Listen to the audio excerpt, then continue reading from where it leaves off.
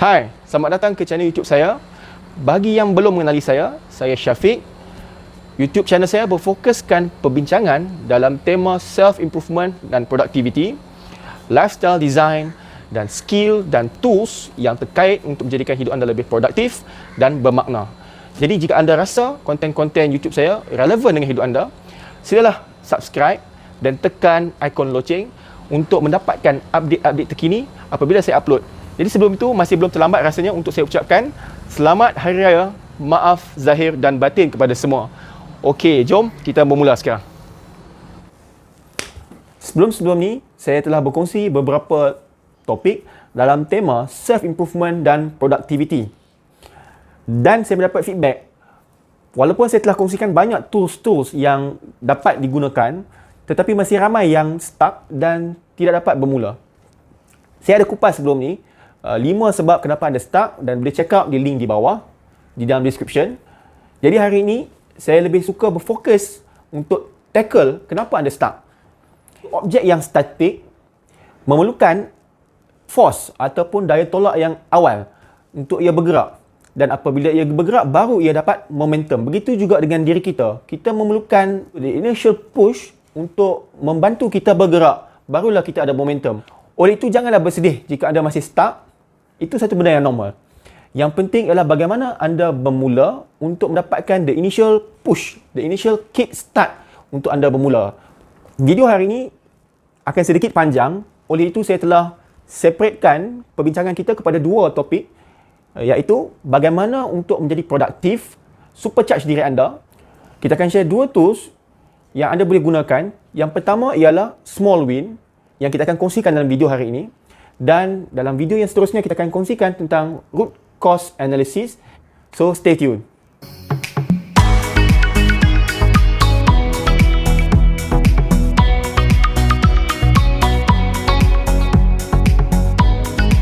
Sebenarnya bila korang dah search dan tengok video-video productivity, self-improvement seperti video yang hari ini, bermaksud korang sebenarnya dalam perjalanan yang betul, perjalanan untuk improve diri dan menjadi lebih produktif. Antara sebab saya tidak pergi kepada perbincangan motivasi ialah kerana saya merasakan ia satu perbincangan yang sedikit subjektif, yang mana ia terkait dengan diri sendiri, diri individu untuk mencari makna dan motivasi pada diri sendiri.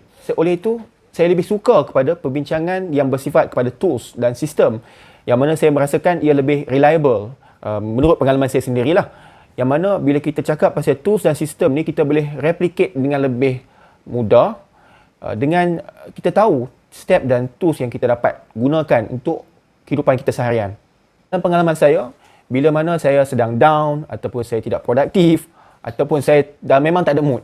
Jadi antara benda yang pull out saya, yang menarik saya daripada lembah negativity itu ialah habit ataupun sistem yang saya telah kembangkan dalam kehidupan seharian saya. Dan bagi saya inilah satu perkara yang mungkin lebih reliable berbanding kalau kita membincangkan tentang motivasi. Saya ada mengupas tentang video berkenaan sumber-sumber motivasi. Boleh tengok link di bawah untuk mendapatkan maklumat lanjut.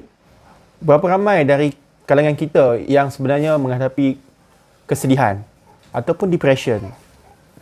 Berapa ramai yang rasa stuck dan tak boleh move on? Rasa macam hidup ni autopilot saja, semata-mata untuk survive. Hidup tiada makna, tiada spark of joy. Jadi, untuk menghilangkan rasa kesedihan itu, kita mengalihkan fokus kita biarkan hidup kita hanyut dengan rutin harian, dengan hiburan, dan kita consume media yang ada di depan mata kita, yang ada di hujung jari kita, yang mana kita rasa terhibur sebentar dan lupa tentang kesakitan ataupun kekosongan jiwa yang kita sedang hadapi itu. Tapi bila kita bersendirian di waktu malam sebelum kita tidur, kita merasakan kosong, sedih.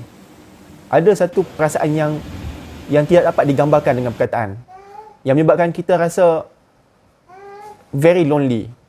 Jika apa yang saya cakapkan ini terkait ataupun anda lalui dan rasai sendiri, hang in there. To be honest, saya tak mahu menjadi orang yang seterusnya, orang yang memberi nasihat, bersabar, bertabahlah. Saya faham perasaan itu, perasaan rasa lonely dan helpless. Instead of kita membincangkan tentang motivasi, lebih baiklah kita membincangkan tentang apa step-step ataupun apa tools yang kita dapat gunakan untuk membawa diri kita kepada langkah yang lebih positif, langkah yang lebih produktif dan akhirnya membawa kita kepada hidup yang lebih bermakna dari hidup kita yang sekarang.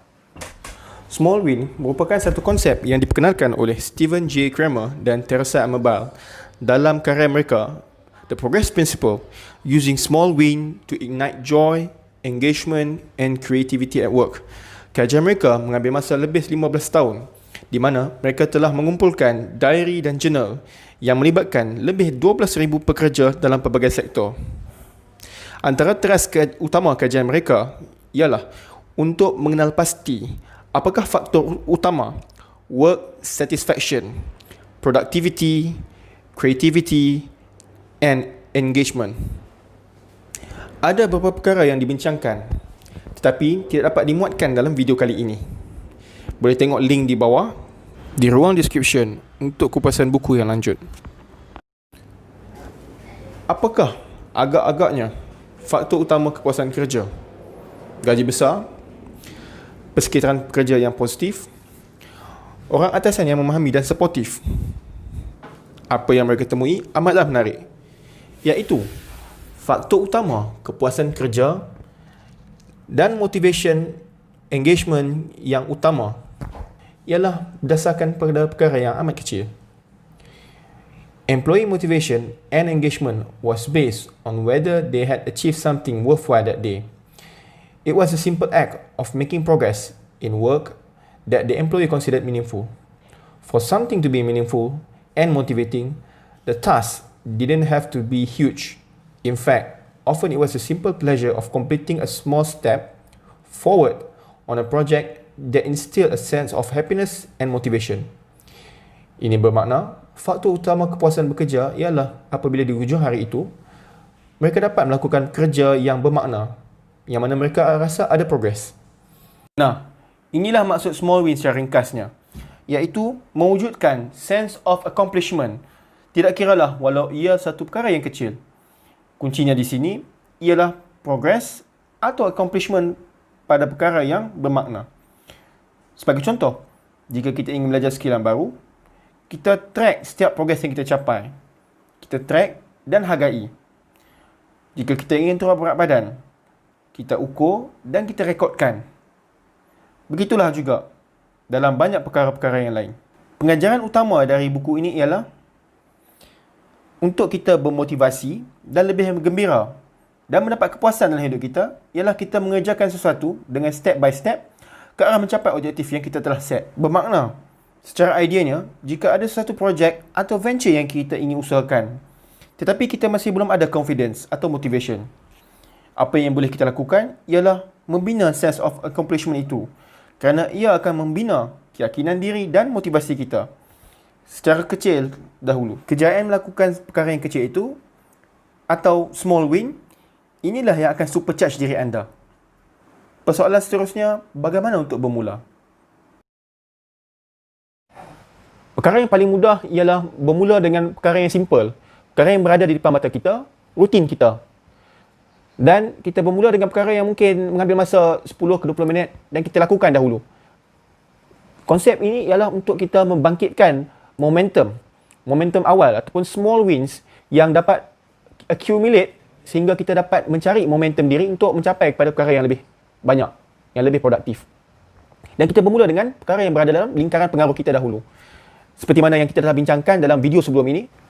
Oleh itu, untuk hari ini, saya akan kongsikan beberapa plan tindakan yang anda dapat lakukan. Yang pertama ialah untuk bermula dengan week challenge. Week challenge ni bagaimana?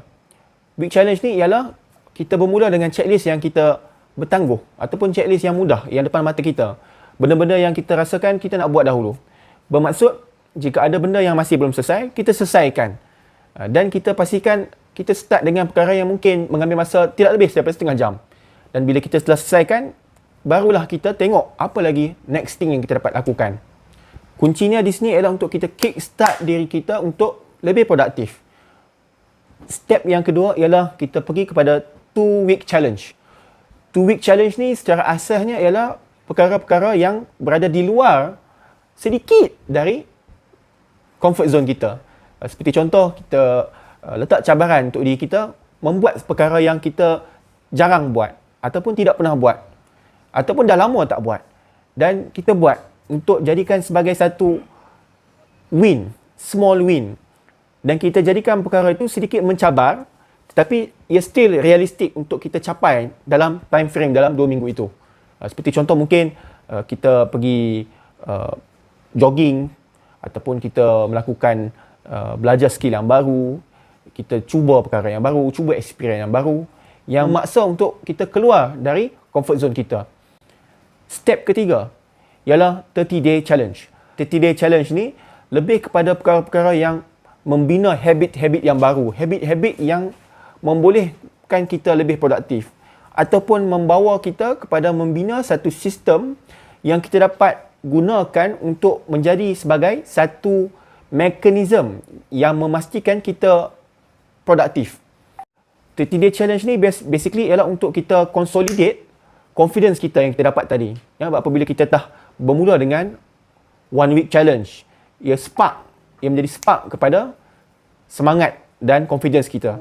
Dan 2 weeks challenge yang akan empower diri kita untuk menjadi lebih confident.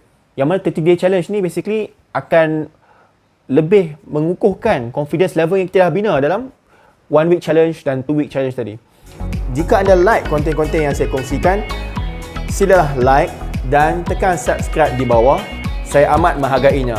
Dan jika anda nak check out lagi video-video lain, di sini. Ini playlist yang lain lah, yang dalam siri. Tekan playlist lah, tekan.